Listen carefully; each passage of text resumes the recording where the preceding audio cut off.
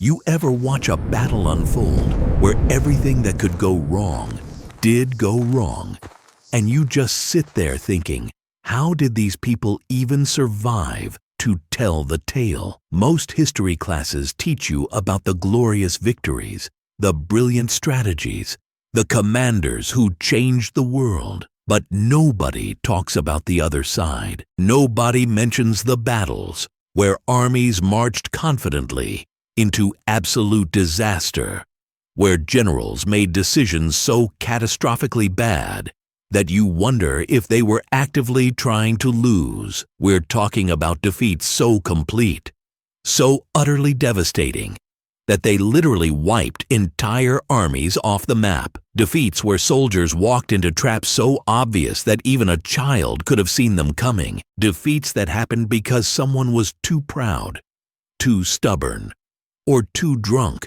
to listen to reason. The truth is, military history is packed with these moments of spectacular failure, and they're way more interesting than any victory because they show us exactly how human error, bad luck, and pure stupidity can combine to create absolute chaos. Today, you're going to discover the most catastrophic defeats in military history. Battles where everything went wrong in the most spectacular ways possible. These aren't just losses. These are complete annihilations, total disasters, moments where entire nations realized they'd made a terrible, terrible mistake. But before we dive into this parade of military catastrophes, hit that subscribe button and drop a like down below, because what comes next is too good to miss. And hey, comment which historical disaster you want to hear about next. All right, soldiers, let's march straight into these disasters. Let's start with one of the most famous catastrophic defeats in ancient history, the Battle of Carrhae in 53 BC. Marcus Licinius Crassus, one of the richest men in Rome and part of the first triumvirate, alongside Julius Caesar and Pompey, decided he needed military glory to match his political partners. So he gathered about 40,000 Roman legionaries and marched them straight into Parthian territory in what is now Iraq. Now, here's the thing about Crassus. He was brilliant at making money, absolutely terrible at making military decisions. His officers warned him repeatedly that marching through open desert against Parthian horse archers was suicide. The Parthians had this devastating tactic where they'd rain arrows on you from a distance, then pretend to retreat. And when you chased them, they'd turn around in their saddles and shoot you while riding away. It's literally where we get the phrase Parthian shot. But Crassus, drunk on his own ambition and convinced that Roman discipline could overcome any enemy, ignored every single warning. He marched his legions into the middle of the Syrian desert, where the Parthian general Surena was waiting with about 10,000 cavalry. The Romans formed their famous testudo formation, shields locked together like a turtle shell, thinking they'd be safe. They were wrong. So incredibly wrong. The Parthians just circled them, shooting arrows constantly. And here's the kicker. They had camel trains bringing fresh arrows to the battlefield. The Romans thought the Parthians would eventually run out of ammunition. They never did. For hours, Roman soldiers just stood there getting shot, unable to charge because the Parthians would just ride away, unable to retreat because they were surrounded. Crassus's son Publius tried to break the deadlock by leading a cavalry charge. The Parthians pretended to flee, drew him miles away from the main army, surrounded him, and killed him, along with all his men. Then they cut off his head, stuck it on a spear, and rode back to show Crassus what had happened to his son. The psychological warfare broke the Roman army's morale completely. By the end of the battle, 20,000 Romans were dead, 10,000 were captured and sold into slavery, and Crassus himself was killed during a fake negotiation. According to legend, The Parthians poured molten gold down his throat after death, mocking his famous greed. Only about 10,000 Romans made it back to Syria, and Rome lost not just an army, but also their sacred military standards, which was considered a massive dishonor. This wasn't just a defeat. This was Rome's worst military disaster in decades. And it happened because one rich guy wanted to prove he was as good as Caesar. You probably didn't know that story ended quite that badly, right? And that's real history, not some screenwriter's imagination. If you're shocked by how completely that battle turned into a disaster, imagine how many other catastrophic defeats are hiding in history books. Drop a like down here so I know you want to discover more of these forgotten military disasters. Now let's jump forward about 1,400 years to 1453 and talk about a defeat that literally ended an empire. The fall of Constantinople is usually taught as the rise of the Ottoman Empire. But let's look at it from the Byzantine perspective, where it was an absolute catastrophe. The Byzantine Empire, which had lasted over 1,000 years as the continuation of the Roman Empire, was now reduced to basically just the city of Constantinople and a few surrounding territories. Emperor Constantine V had maybe 7,000 defenders, including volunteers from Venice and Genoa, to protect walls that were 14 miles long. Sultan Mehmed II showed up with somewhere between 80,000 and 200,000 troops, plus the largest cannon ever built at that time. This cannon was so massive it could fire 600-pound stone balls, but it could only be fired 7 times a day because it would overheat and crack. The Byzantines thought their famous Theodosian walls, which had protected the city for 1,000 years, would save them. These walls had never been breached by direct assault in their entire history. They were 40 feet tall, with a moat in front, and had stopped countless armies. But Mehmed had something the Byzantines didn't expect. He had that giant cannon I mentioned, plus dozens of smaller cannons, plus miners digging tunnels under the walls, plus a navy to blockade the harbor. The Byzantines fought desperately for 53 days. They used Greek fire. They poured boiling oil on attackers.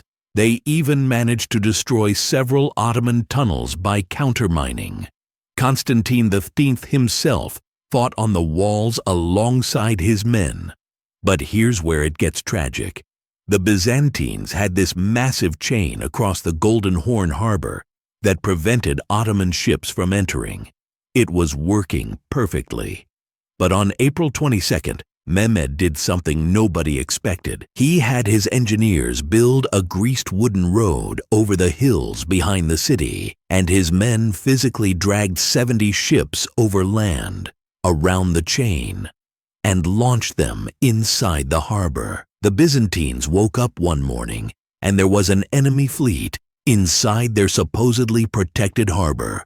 That's when they knew they were doomed. The final assault came on May 29th. The Ottomans attacked in waves for hours. The Venetian commander, Giovanni Giustiniani, who had been leading the defense brilliantly, got wounded and decided to evacuate himself from the city. When the defenders saw their best general leaving, morale collapsed. Constantine XIV, last emperor of Rome, ripped off his imperial regalia so nobody would recognize him and charged into the breach with his remaining soldiers. He died fighting, and his body was never conclusively identified. The city fell within hours. What followed was 3 days of sanctioned looting, where Ottoman soldiers killed thousands of civilians, enslaved tens of thousands more, and destroyed countless ancient texts and artifacts. The Hagia Sophia,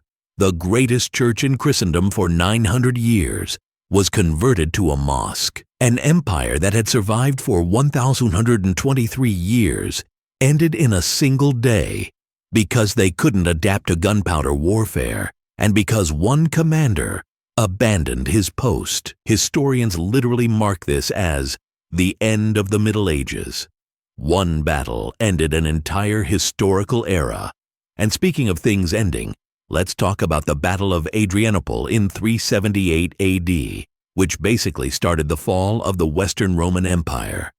Emperor Valens had about 20,000 to 30,000 Roman soldiers and was facing a Gothic army of roughly similar size, led by Fritigern. Now, the Goths were technically refugees. They'd fled into Roman territory to escape the Huns and had been treated terribly by corrupt Roman officials who starved them, enslaved some of them, and generally made their lives miserable. So yeah, they were pretty angry. Valens's co-emperor Gratian was marching from the west with reinforcements, and he sent messages saying, "Wait for me before you attack." But Valens, worried that Gratian would get the glory for the victory, decided to attack immediately. The Roman army had been marching for hours in the summer heat without adequate water. They were exhausted, thirsty, and hungry. Fritigern knew this,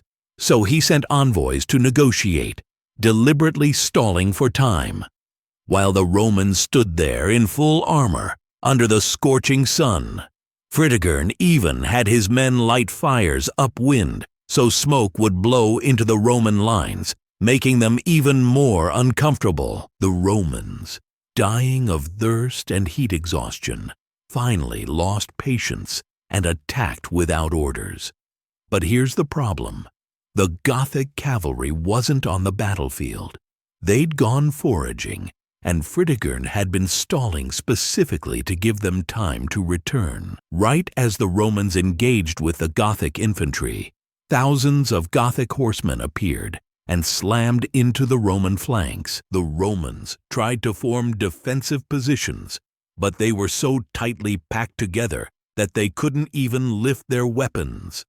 Soldiers were literally crushed to death by their own comrades pressing against them. Others died from heat stroke inside their armor. The battle turned into a complete massacre. 2/3 of the Roman army was killed, including Emperor Valens himself. His body was never found. The Goths slaughtered the Romans so completely that they captured the imperial treasury and most of the Roman military equipment. This single defeat forced Rome to start hiring Germanic mercenaries to fill their legions because they'd lost too many trained Roman soldiers. Those mercenaries would eventually become powerful enough to overthrow the Western Roman Empire entirely. Historians argue whether Adrianople directly caused the fall of Rome or just accelerated it. But either way, one impatient emperor made a terrible decision, and it cost Rome pretty much everything. All because he couldn't wait a few days for backup and didn't want to share the glory. Look, I know you're probably thinking these are all ancient battles, but catastrophic defeats didn't stop happening. Let me tell you about the Battle of Little Bighorn in 1876, also known as Custer's Last Stand, which might be the most famous military disaster in American history. Lieutenant Colonel George Armstrong Custer had about 700 soldiers from the 7th Cavalry Regiment. He was chasing a coalition of Lakota Sioux, Northern Cheyenne, and Arapaho warriors led by Sitting Bull and Crazy Horse. Intelligence suggested there were maybe 800 Native American warriors in the area. Custer thought he could win easily. The actual number was somewhere between 1,500 and 2,000 warriors, possibly more. Oops! Custer's orders were to wait for 2 other army columns to arrive so they could attack the Native American encampment together in a coordinated assault. But Custer, obsessed with glory and worried that the Native Americans would escape before he could attack, decided to charge ahead without waiting for reinforcements. Does this sound familiar? It should, because apparently waiting for backup is really hard for ambitious commanders. Custer divided his already outnumbered force into 3 separate battalions, violating pretty much every military principle about concentration of force. He thought the Native Americans would scatter and run when attacked, based on his previous experiences. He was catastrophically wrong. When Custer's battalion of about 210 soldiers attacked, they were immediately swarmed by warriors who not only stood their ground, but counterattacked aggressively. The battle lasted less than an hour. Custer and every single soldier in his immediate command were killed. Some soldiers tried to shoot their horses to use as cover. It didn't help. Warriors attacked from multiple directions using superior numbers and taking advantage of the terrain. Archaeological evidence shows some soldiers were so panicked they were firing randomly without aiming. The Native Americans had a mix of older muskets, newer repeating rifles, bows and arrows, and clubs. They overwhelmed the soldiers through sheer numbers and tactical superiority. When reinforcements finally arrived 2 days later, they found Custer's body stripped of clothing but not mutilated, apparently out of respect for his reputation as a warrior. But almost every other soldier's body had been severely mutilated, which was traditional practice to prevent their spirits from following into the afterlife. This defeat shocked the American public and actually led to more aggressive military campaigns against Native Americans, eventually resulting in their forced relocation to reservations. Custer became famous specifically because he lost so spectacularly. His widow spent the next 57 years defending his reputation and creating the myth of the heroic last stand, when the reality was he'd made terrible decisions that got his entire command killed. The Native Americans won this battle convincingly, but they lost the war, which might be the ultimate tragedy of the whole situation. Pause the video for just a second because I want to ask you something important. What was that specific moment when you realized you loved history? Was it a movie, a book, a teacher who finally told stories in an interesting way? Or have you always been like this and can't even explain why? I really want to know your story. Seriously. And you know why? Because when you share this, you inspire other people to accept themselves too. There are folks just starting to discover this interest who feel weird about it. Your comment might be exactly what that person needs to read today. So go down to the comments and write, "I discovered I loved history when," and finish with your story. It doesn't need to be long. Doesn't need to be perfect. It just needs to be honest. And I promise I'll read and respond. Your experience matters. Your voice matters. Let's create a chain of inspiring stories here. Now let's talk about the Battle of Teutoburg Forest in 9 AD, which was such a complete disaster that it literally changed Rome's entire military strategy forever. Publius Quinctilius Varus was a Roman governor leading 3 entire legions, about 15,000 to 20,000 professional soldiers, plus support staff and civilians, through Germania. His job was to establish Roman control over the Germanic tribes. Varus was a decent administrator, but had 0 combat experience, which should have been a red flag from the start. His trusted Germanic advisor was a man named Arminius, a chief of the Cherusci tribe who had been educated in Rome and even served in the Roman army. Varus trusted him completely. Massive mistake. Arminius was secretly organizing a rebellion and had convinced other Germanic tribes to join him. He told Varus there was a small rebellion happening nearby that needed to be put down quickly. To get there fast, they'd need to take a shortcut through the Teutoburg Forest. Varus, trusting his advisor completely, agreed. The Roman column stretched out for miles because they were moving through narrow forest paths, marched straight into a trap. Arminius excused himself claiming he needed to gather Allied troops, and then immediately joined the ambush force waiting in the forest. For 3 days, Germanic warriors attacked the Roman column from the forest using guerrilla tactics. They'd strike, kill dozens of Romans, then fade back into the trees before the Romans could organize a counterattack. The Romans tried to build fortified camps each night, but the Germanic forces attacked those too. It was raining constantly, which made the Romans' shields heavier and their bowstrings useless. The mud slowed them down. They were hungry, exhausted, and terrified. On the 3rd day, Varus realized the situation was hopeless. He committed suicide rather than be captured. Most of his officers did the same. The Germanic warriors then overran what was left of the Roman force and slaughtered almost everyone. Some soldiers were captured and later sacrificed to Germanic gods.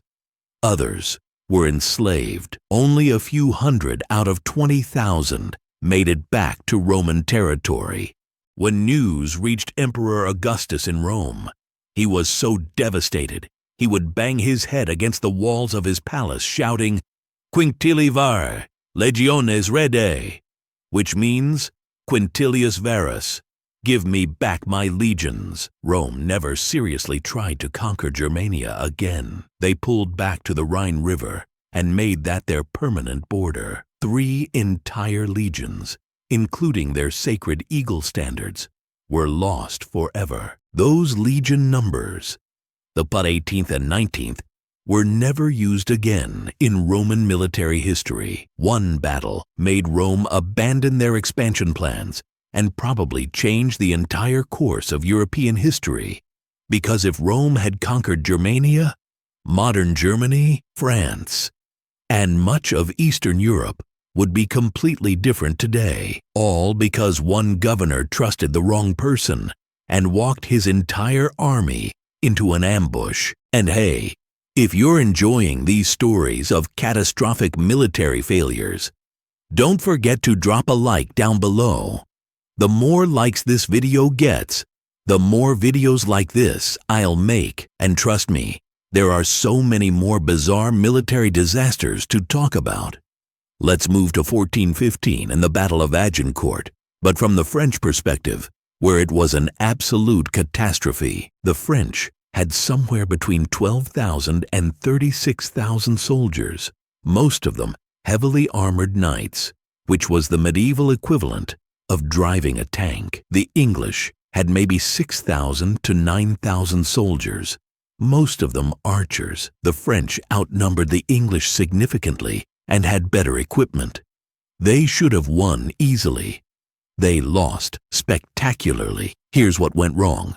First, the French nobility was so eager for glory that they all wanted to be in the front lines. The result was thousands of armored knights crowded together in a narrow battlefield between 2 forests, with no room to maneuver. Second, it had been raining for days, and the field was deep mud. Third, the French decided to attack on foot across this muddy field, while English longbow archers shot at them. French knights wearing 50 to 60 pounds of armor tried to walk through knee-deep mud, while arrows rained down on them. They were exhausted before they even reached the English lines. Many knights fell in the mud and couldn't get back up because their armor was too heavy. Other knights tripped over them, creating piles of armored men drowning in mud. The English archers, seeing this disaster unfold,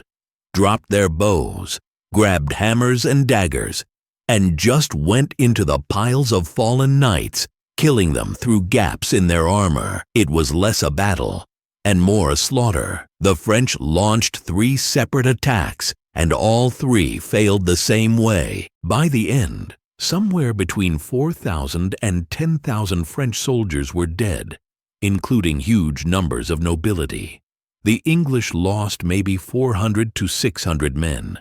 The French casualties included at least 90 nobles of significant rank. This was devastating for French society because losing that many nobles in one battle meant losing their ransoms, their military leadership, and their political power. The English captured so many French nobles for ransom that they actually had more prisoners than they had soldiers at one point. Henry V, the English king, ordered the execution of French prisoners because he was worried they'd rearm and rejoin the battle. This violation of the medieval ransom system was considered shocking at the time. The battle was such a disaster for France that it basically ensured the English would continue the 100 Years' War for another 38 years, all because French knights were too proud to use smart tactics and too eager for glory to wait for better conditions. They charged into mud, got stuck, and died in piles. Speaking of bad weather causing disasters, let's talk about the Spanish Armada in 1588. Spain assembled 130 ships carrying about 30,000 men to invade England and overthrow Queen Elizabeth I. This was the most powerful naval force ever assembled at that time. It should have been unstoppable. It was stopped very thoroughly. The Spanish plan was to sail to the Netherlands, pick up an additional 30,000 Spanish soldiers stationed there, then invade England with overwhelming force. Good plan in theory. In practice, everything went wrong. The Armada was commanded by the Duke of Medina Sidonia, who told King Philip II that he had no naval experience and suffered from seasickness. Philip sent him anyway. The English had faster, more maneuverable ships and longer-range cannons. When the Armada arrived in the English Channel, the English ships just stayed out of range and bombarded them. The Spanish couldn't catch the English ships and couldn't land their soldiers. The Armada anchored off Calais to wait for the army in the Netherlands. The English sent 8 ships loaded with gunpowder and tar, set them on fire, and let them drift into the anchored Spanish fleet. The Spanish panicked, cut their anchor cables, and scattered. The next day, the English attacked the disorganized Spanish fleet at the Battle of Gravelines. They didn't sink many Spanish ships, but damaged a lot of them and killed hundreds of Spanish sailors. At this point, the Spanish commander decided to retreat, but he couldn't sail back through the English Channel because English ships were blocking it. So he had to sail all the way around Scotland and Ireland to get back to Spain. Here's where it gets catastrophic. A massive storm hit the fleet near Scotland. Spanish ships, already damaged from battle and without proper anchors because they'd cut them at Calais, were wrecked against the coasts of Scotland and Ireland. Survivors who made it to shore were often killed by locals. Ship after ship sank in the storms. Only about 67 ships out of the original 130 made it back to Spain, and many of those were barely floating. Somewhere between 15,000 and 20,000 Spanish sailors and soldiers died, most of them from disease, starvation, and drowning after the actual fighting was over. Spain never recovered its naval supremacy. The defeat marked the beginning of English dominance of the seas and basically ensured that English, not Spanish, would become the dominant global language. Philip II, who had spent the equivalent of billions of dollars in today's money building this fleet, had to accept that he'd lost almost everything. The catastrophe was so complete that Armada became synonymous with military disaster in English, all because the Spanish couldn't catch faster English ships, panicked when fire ships attacked them, and then got destroyed by weather on the way home. You know what really gets me about these stories? They're not myths or legends. These are documented historical events where real people made real mistakes and thousands died because of it. If that fascinates you as much as it fascinates me,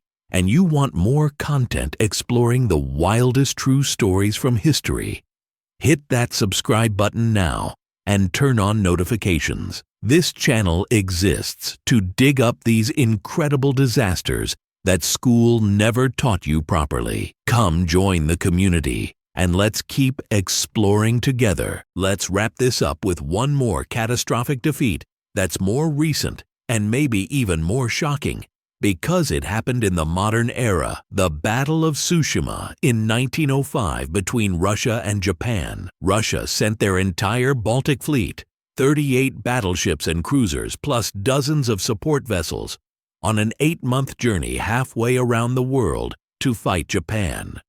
The fleet traveled 18,000 miles from the Baltic Sea, around Africa, across the Indian Ocean, to reach the Sea of Japan. When they finally arrived, exhausted and low on supplies, the Japanese fleet was waiting for them. The Russian fleet was commanded by Admiral Zinovy Rozhdestvensky, who didn't want this assignment and knew it was probably suicide. He was right. The Japanese fleet had newer ships, better training, and they'd been preparing for this battle for months, while the Russians had been sitting on ships for 8 months. The battle lasted less than 2 days. The Japanese used superior speed and gunnery to absolutely devastate the Russian fleet. They sank 21 Russian ships and captured 7 more. Over 5,000 Russian sailors died and 6,000 were captured. The Japanese lost 3 torpedo boats and 117 men. This wasn't a battle. This was target practice. The Russian fleet, which had sailed for 8 months believing they would defeat Japan and restore Russian pride, was annihilated in less than 48 hours. This defeat shocked the world because Russia was a major European power, and Japan was considered a backwards Asian nation that couldn't possibly defeat a white European military. Tsushima proved that assumption was completely wrong. The defeat led to revolution in Russia in 1905, contributed to World War I tensions, and established Japan as a major military power. One battle changed global politics and started Japan on the path that would eventually lead to World War II in the Pacific. The Russian Baltic Fleet accomplished exactly one thing with their 8-month voyage. They proved how completely and utterly a modern navy could be destroyed in the age of steel warships. So here's my question for you. Which of these catastrophic defeats shocked you the most? The Romans walking into an ambush in Germany? The French drowning in mud at Agincourt? The Spanish Armada getting wrecked by weather? The Byzantines watching their empire end? Drop your answer in the comments below and tell me why that one stood out to you. And if you know any other military disasters that deserve to be in a video like this, share them down there too. I read every comment, and I'm always looking for the next story to tell. History doesn't have to be boring.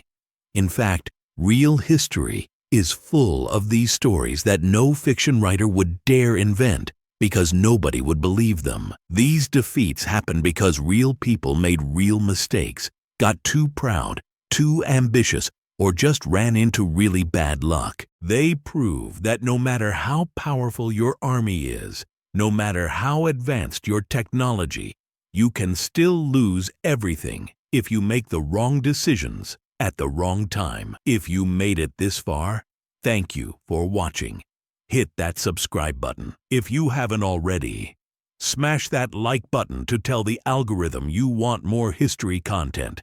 And I'll see you in the next video where we'll dive into more incredible true stories that they never taught you in school. Until then, remember, history is written by the victors, but the defeats are way more interesting.